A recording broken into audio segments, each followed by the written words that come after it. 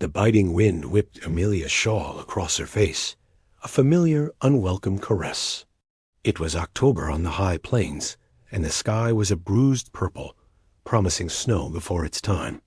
Her husband Silas had left for Denver 3 weeks ago, his wagon laden with furs and hopeful prospects. Now, only silence and the gnawing ache of solitude remained.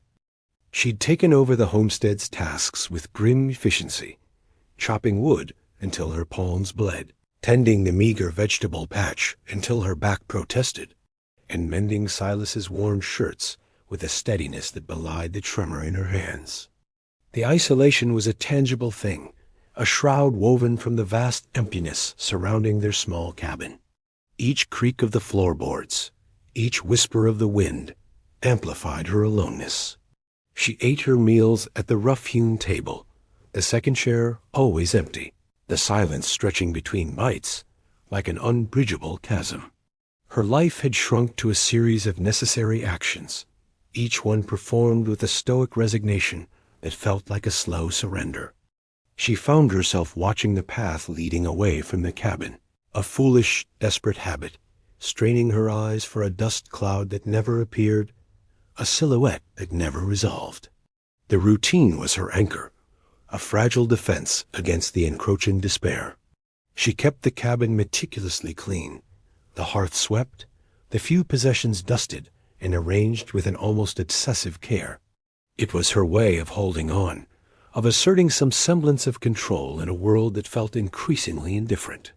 Her world was the cabin, the small plot of land, and the vast, indifferent sky. The absence of Silas was a constant, dull throb, a phantom limb that ached for a touch long gone. She poured her tea, the steam a brief mist in the cool air, and the steam, she imagined, carried her silent prayers into the emptiness. Her pride kept her from succumbing to the helplessness that clawed at the edges of her mind. She would survive, as she always had.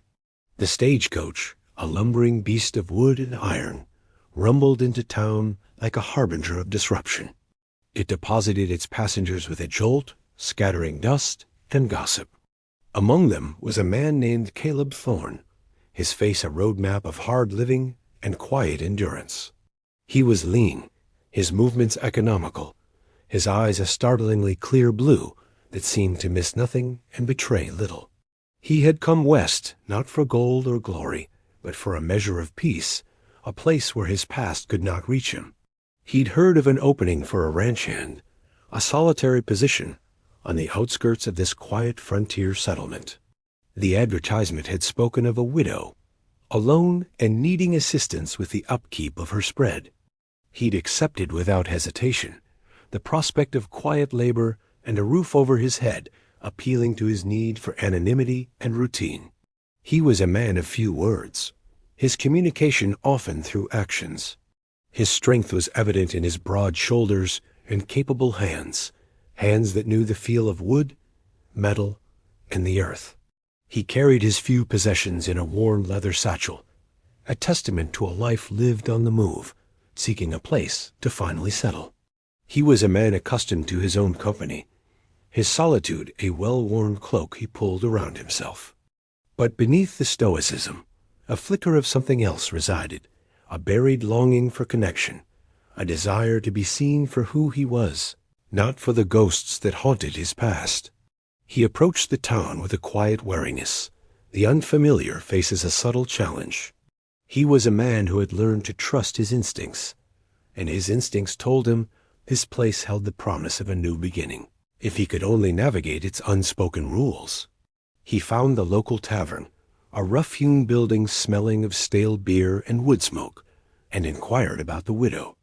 The patrons, their faces weathered and wary, offered him little information, only nods and gruff directions. The widow, Amelia, lived a good half-day's ride from town. Caleb found the homestead at the end of a rutted track, a small, sturdy cabin dwarfed by the immensity of the sky.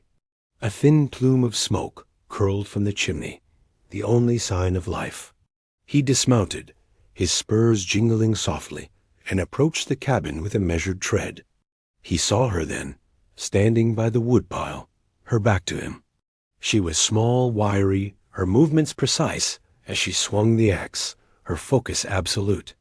He'd seen women capable of hard labor before, but there was a particular fierceness in her posture, a defiance against the elements and the loneliness that seemed to emanate from her. He cleared his throat, a small sound that nonetheless made her start. She turned, her eyes widening slightly at the sight of him. Her face was etched with hardship, but her eyes, a striking shade of gray, held a spark of intelligence and a deep-seated pride. He saw the calluses on her hands, the warm fabric of her dress. She was clearly no stranger to toil. He removed his hat, holding it respectfully in his hand. "Ma'am," he said, his voice low and steady, "I'm Caleb Thorne. I saw your advertisement in the Denver Chronicle." Amelia's gaze swept over him, assessing. He was tall, with broad shoulders and hands that looked as though they knew how to work. There was no bravado in his demeanor, no swagger, just a quiet competence. His blue eyes met hers, and she found herself disarmed by their directness. He wasn't like the men who usually passed through, boastful, intrusive.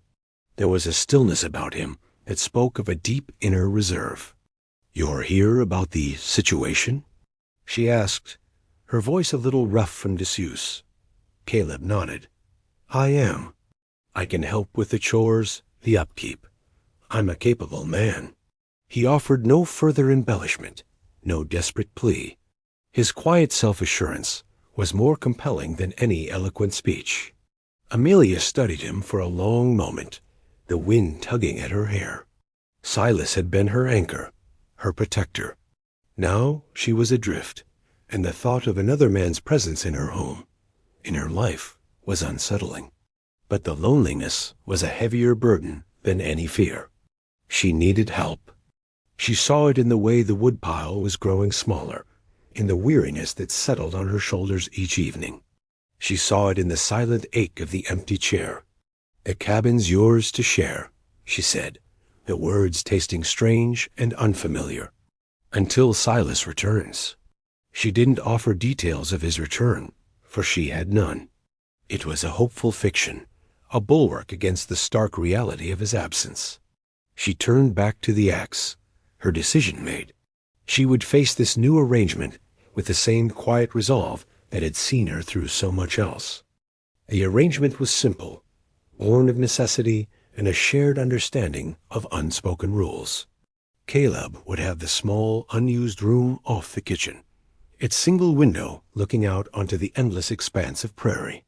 Amelia showed him the space, the cot neatly made, a pitcher of water on the washstand. It was Spartan, but clean.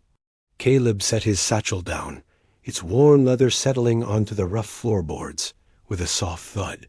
He saw the care she had taken, the deliberate order that mirrored his own inclinations. This wasn't a place of chaos. It was a sanctuary, however humble. He met Amelia's gaze, a silent question passing between them.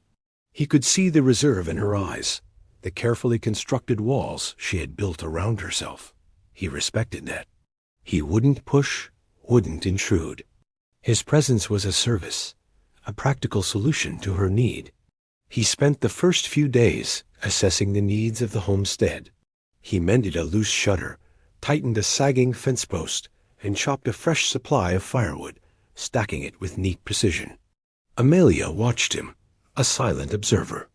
She saw the way he moved, the quiet competence in every action. He didn't waste motion, didn't complain. He simply did.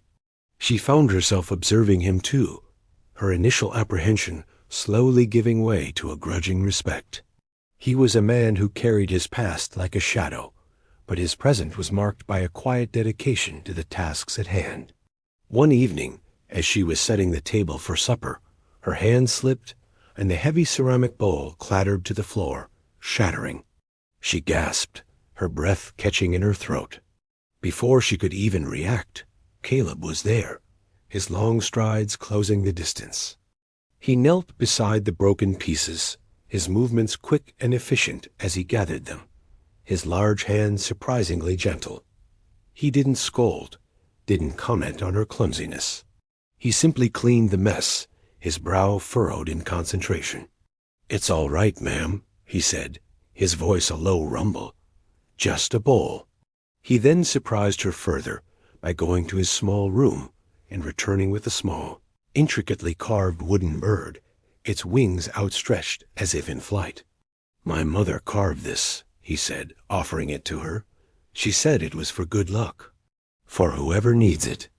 Amelia took the bird, her fingers tracing the smooth lines of the wood. It was a simple gesture, but it felt like a bridge being extended across the chasm of her loneliness. She looked at Caleb, really looked at him, and saw not just a hired hand, but a man capable of unexpected kindness. "Thank you, Mr. Thorne," she murmured, the unfamiliar formality of his surname feeling a little absurd. He just offered a slight nod, his gaze steady. The bird felt warm in her palm. The shared meals became a quiet ritual, the silence between them less a void and more a comfortable companion. Caleb would tell her about his travels, not in boastful tales of adventure, but in quiet observations of the land, the people, the simple rhythms of life he had encountered. Amelia, in turn, would share snippets of her own life, stories of Silas, of the early days of the homestead, her voice softening as she spoke of a time before the silence. One evening, as they sat by the fire, the wind howling a mournful tune outside, Amelia found herself needing to mend a tear in Silas's favorite shirt. The needle felt clumsy in her fingers, the thread stubbornly refusing to cooperate. Caleb, who had been watching the flames, rose and moved to stand behind her. He didn't speak, but she felt his presence, a steady warmth radiating from him. He reached out, his large hand gently guiding hers, his fingers strong and sure as he steadied the needle. His touch was brief, a mere brush of skin against skin, but it sent a tremor through her. She held her breath, her heart thudding a frantic rhythm against her ribs. He murmured instructions, his voice a low, intimate rumble near her ear, guiding her stitch by careful stitch. The shirt was mended, a small, neat seam now holding the fabric together. But more than that, a subtle shift had occurred between them, a new awareness born in the quiet intimacy of that shared task. He didn't immediately retreat. Instead, he lingered for a moment, his hand still close to hers, his gaze meeting hers in the flickering firelight. Amelia felt a blush creep up her neck, an unfamiliar warmth blooming in her chest. It was the first time she had felt truly seen since Silas had left, not just as a widow needing a hand, but as a woman, a person. She looked at the repaired shirt, a small symbol of their burgeoning connection, and then back at Caleb, a question forming in her mind. One afternoon, a shadow fell across the cabin, eclipsing the sunlight. A man named Jedediah, a local rancher known for his rough ways and possessive nature, rode up, his face a mask of entitlement. He'd had his eye on Amelia since Silas left, seeing her as a prize to be claimed. "Amelia," he boomed, his voice grating, "I've come to see if you've reconsidered my offer of marriage." Amelia's stomach tightened. She stepped out of the cabin, Caleb a silent, imposing presence beside her. "Mr. Jedediah," she said, her voice firm despite the tremor of apprehension. "I have not." Jedediah's gaze narrowed, his eyes flicking to Caleb, taking in his quiet strength. "And who is this fellow? Your new protector?" His tone dripped with sarcasm and thinly veiled threat. Caleb stepped forward, placing himself between Amelia and Jedediah. His posture was relaxed, but his eyes held a steely glint. "I am here to help Mrs. Amelia with her chores, sir," Caleb stated, his voice even. "And she has made her decision. I suggest you respect it." Jedediah scoffed, a harsh, unpleasant sound. "Respect?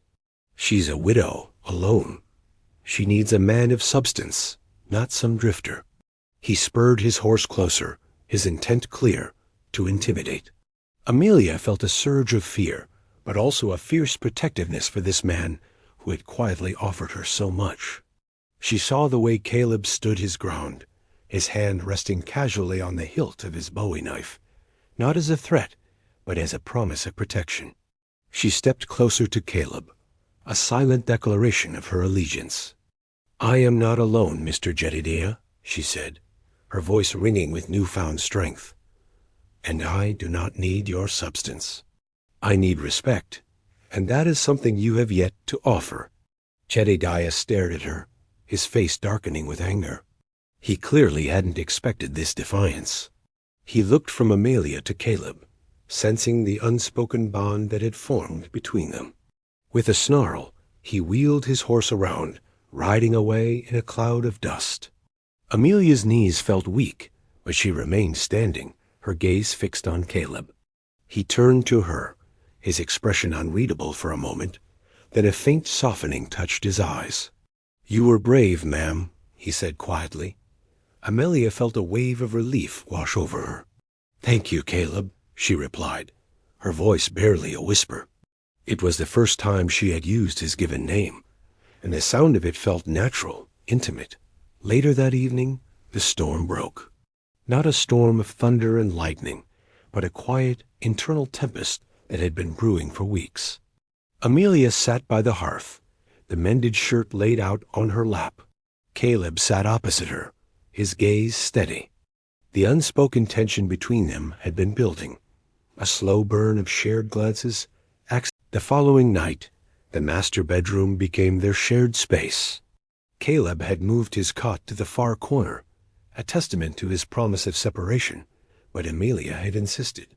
She'd laid out fresh linens, the scent of lavender still clinging to them. Caleb entered the room, his steps measured.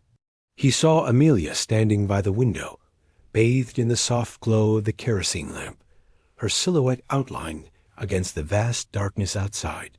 She turned, her gray eyes meeting his. There was a vulnerability in her gaze, a fragile courage that tugged at his heart. He approached the bed, the worn quilt pulled up to the edge.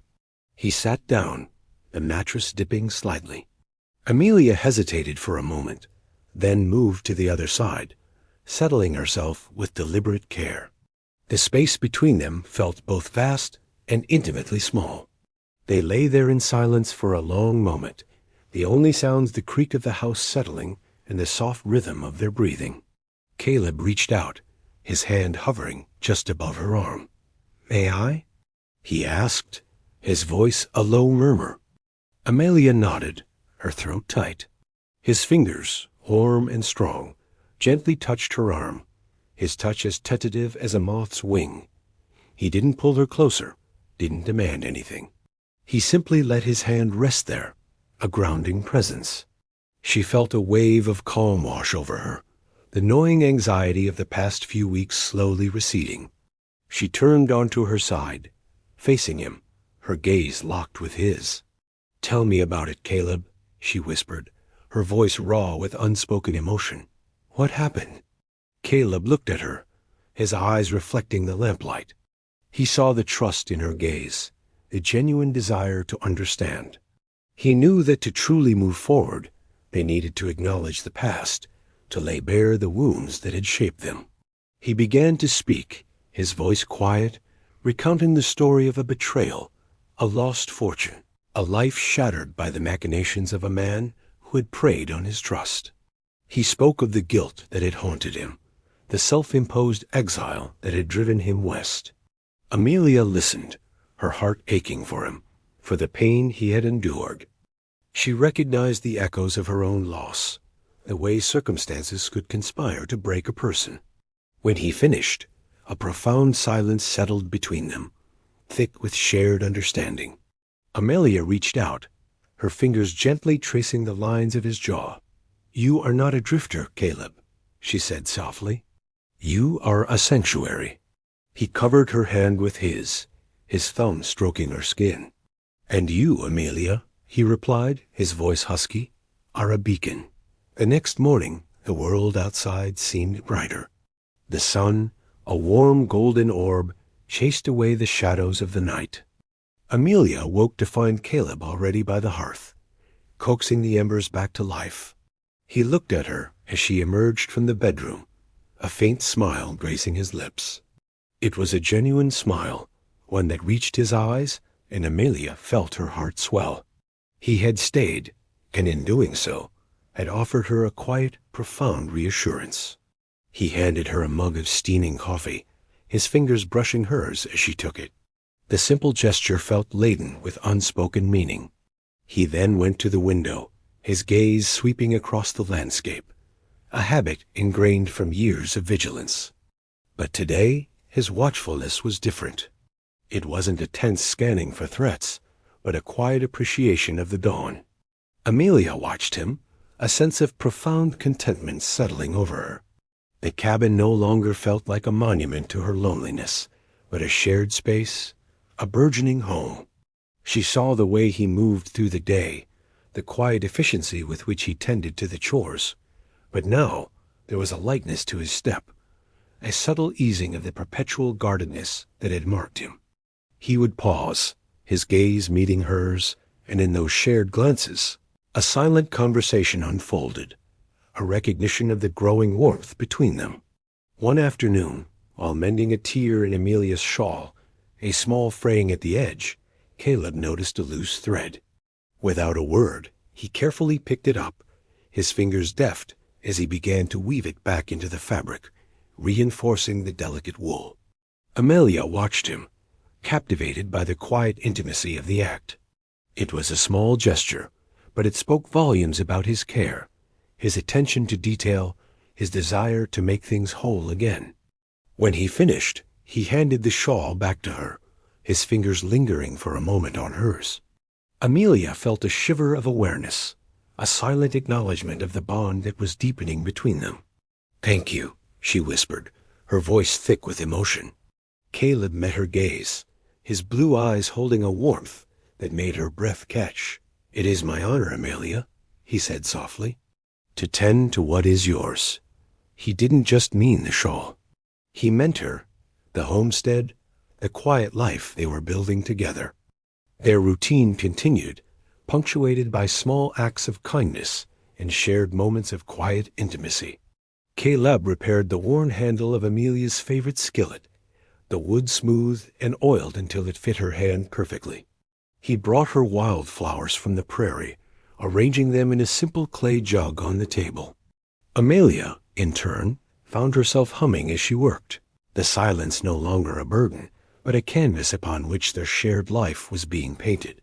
One blustery afternoon, a fierce wind ripped a shutter from its hinges, sending it clattering to the ground.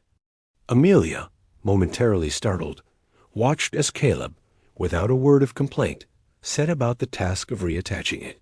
As he worked, his sleeves rolled up to his forearms. Amelia found herself drawn to the quiet strength of his movements. He was utterly focused, his brow furrowed in concentration, his hands sure and steady. When he was finished, he dusted off his hands and turned to her, a faint smear of dirt on his cheek. Amelia, driven by an impulse she couldn't explain, reached out and gently wiped it away with her thumb. Caleb froze for a moment, his breath catching in his throat. He met her gaze, his blue eyes darkening with a sudden intensity. He didn't pull away. Instead, he leaned in slightly, his gaze dropping to her lips. Amelia's heart pounded in her chest, a frantic drumbeat against her ribs. The air between them crackled with unspoken desire, a tangible force. He raised a hand, his fingers hovering inches from her face, as if seeking permission. Amelia, her own hand still resting on his cheek, gave a small, almost imperceptible nod. His touch was feather-light as his thumb brushed across her cheekbone, then moved to her lips, tracing their soft curve. It was a kiss not born of passion, but of a slow, deliberate unfolding, a testament to the trust and tenderness that had grown between them like a delicate vine. It was a promise, a quiet affirmation of their chosen path. The outside world, with its social pressures and expectations, began to intrude. Word spread of Amelia's new arrangement, whispers and conjectures circulating through the small town. Some saw it as a practical necessity, others as an impropriety. The town's elder, A stern woman named Mrs. Gable paid Amelia a visit, her disapproval a palpable force. "Amelia," she began, her voice sharp, "this cohabitation, it is not fitting for a respectable widow. Silas would not have wished for this." Amelia stood her ground, her pride and newfound sense of partnership evident in her posture. "Mrs. Gable," she replied calmly, "Mr. Thorne is here at my request to assist with the upkeep of the homestead. We maintain separate quarters, and our conduct is beyond reproach."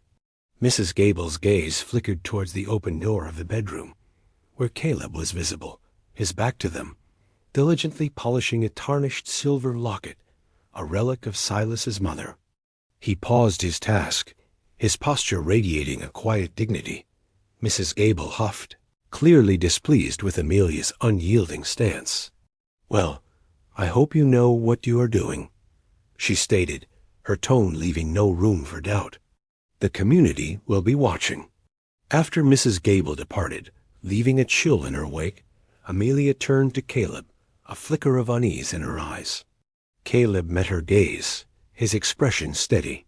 He walked to her, his hands resting gently on her shoulders. "Her words do not matter, Amelia," he said, his voice firm. "What matters is what is between us, what we build, what we choose." He then reached into his satchel and withdrew a small, intricately carved wooden sparrow, its wings spread in mid-flight. "Silas's mother gave this to him," he explained, his voice softening. "He carried it with him always. I found it tucked away. I thought perhaps you would like to have it." He pressed the small carving into her hand. Amelia's fingers closed around the smooth wood, her eyes welling with unshed tears. It was a tangible link to Silas, a gentle reminder of her past, but it was also a symbol of their present, of Caleb's understanding and his quiet offer of continuity, of a future that encompassed both what was lost and what was being found. She looked at Caleb, her heart overflowing with a gratitude that transcended words. The true test came with the return of Silas. He arrived not in triumph, but weathered and weary, his dreams of fortune largely unfulfilled. He found his homestead not in disarray, but meticulously maintained, his wife's solitary vigil not one of despair, but of quiet resilience. He saw Caleb Thorne not as an interloper, but as a man who had seamlessly, respectfully, filled the void left by his absence.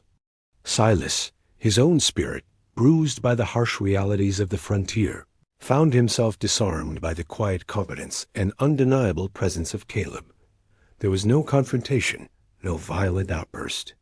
Instead, there was a moment of profound, unspoken understanding. Silas looked at Amelia, saw the calm in her eyes, the way she leaned almost imperceptibly towards Caleb. He saw not a wife betrayed, but a woman who had found a different kind of strength, a different kind of solace. He looked at Caleb, a man who had offered protection without assertion, companionship without demand.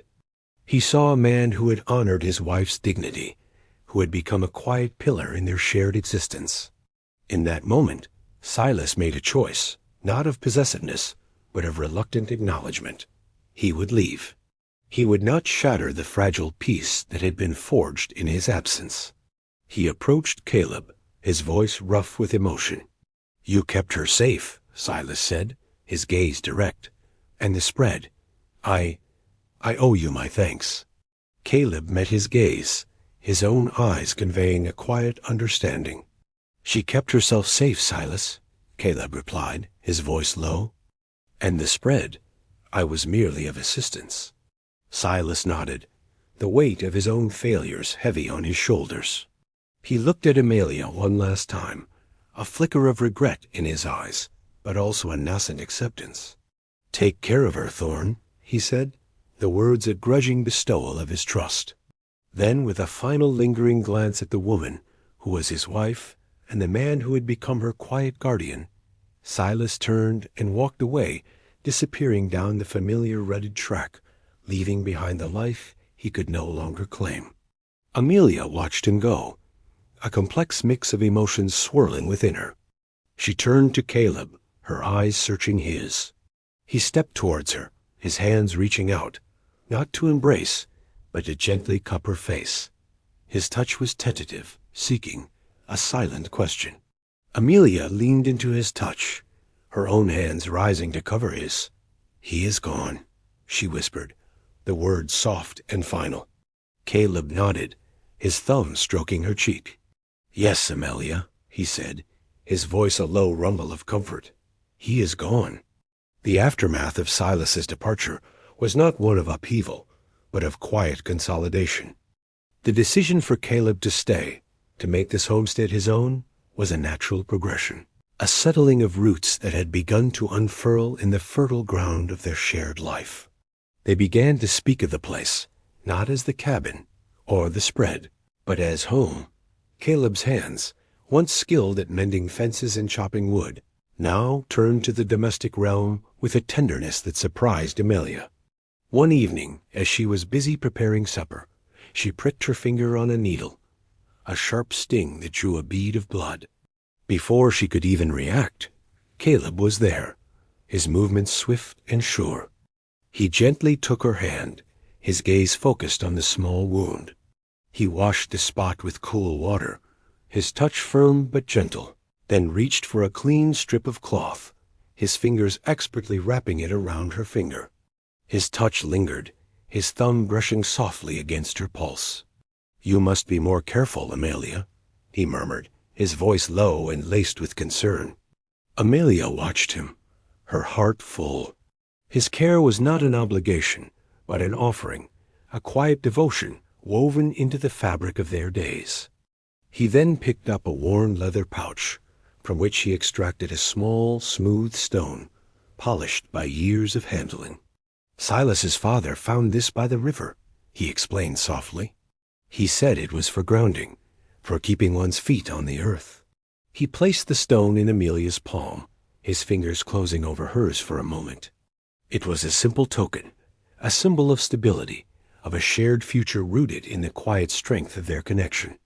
They ate supper by the lamplight, the familiar rhythm of their shared meals now imbued with a deeper sense of belonging. Caleb poured her tea, the steam curling between them like a tender secret. Later, as they sat by the hearth, the fire casting dancing shadows on the walls, Amelia spoke softly, her voice carrying the weight of a shared future. "Caleb," she began, her gaze meeting his, "will you stay? Not just as a hand, but as my partner?" Caleb looked at her, his blue eyes filled with a quiet joy. He reached out, his fingers gently tracing the line of her jaw. "Amelia," he said, his voice rough with emotion, "my place is here." "With you?" He then lowered his head, his lips brushing hers in a kiss that was both a promise and a homecoming, a silent vow to build a life together on the quiet strength of their shared, tender devotion.